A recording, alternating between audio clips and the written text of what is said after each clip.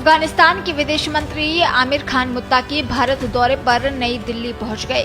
ये यात्रा अफगानिस्तान में अशरफ गनी सरकार के पतन के 4 साल बाद भारत और तालिबान शासन के बीच उच्च स्तरीय संपर्क का सबसे बड़ा संकेत मानी जा रही है। मुत्ताकी अपनी यात्रा के दौरान दारुल उलूम देवबंद मदरसे और ताजमहल का भी दौरा करेंगे। देवबंद मदरसे में कुछ अफगान छात्र भी पढ़ाई कर रहे हैं। 16 अक्टूबर तक वे भारत के दौरे पर रहेंगे। इस यात्रा को तालिबान सरकार के साथ संबंधों को रीसेट करने के तौर पर देखा जा रहा है।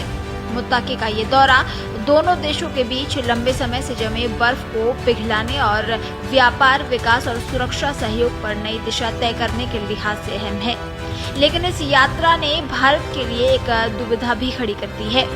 सवाल है कि जब मुत्ताकी विदेश मंत्री एस जयशंकर से मिलेंगे तो उनके पीछे कौन सा झंडा लगेगा।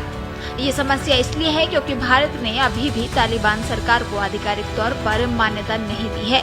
यही कारण है कि तालिबान को अफगान दूतावास के ऊपर अपना झंडा फहराने की इजाजत नहीं है। अफगान दूतावास पर आज भी पूर्व राष्ट्रपति अशरफ गनी की सरकार यानी इस्लामिक रिपब्लिक ऑफ अफगानिस्तान का झंडा फहराया जाता है।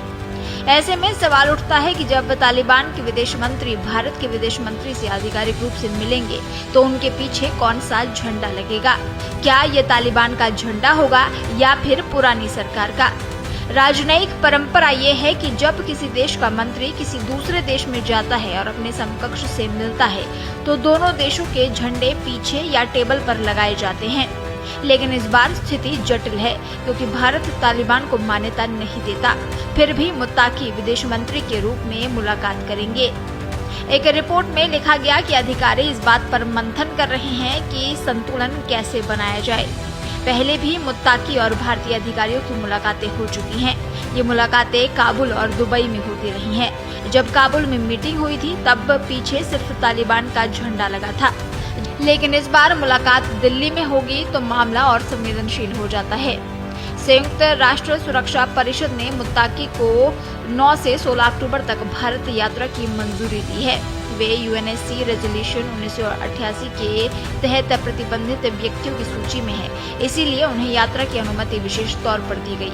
पहले ये यात्रा सितंबर में तय थी लेकिन तब मंजूरी नहीं मिल पाई थी। मुत्ताकी की ये यात्रा ऐसे समय हो रही है जब भारत ने हाल ही में मॉस्को फॉर्मेट कंसल्टेशन में हिस्सा लिया, जिसमें पाकिस्तान, चीन, रूस और तालिबान भी शामिल थे।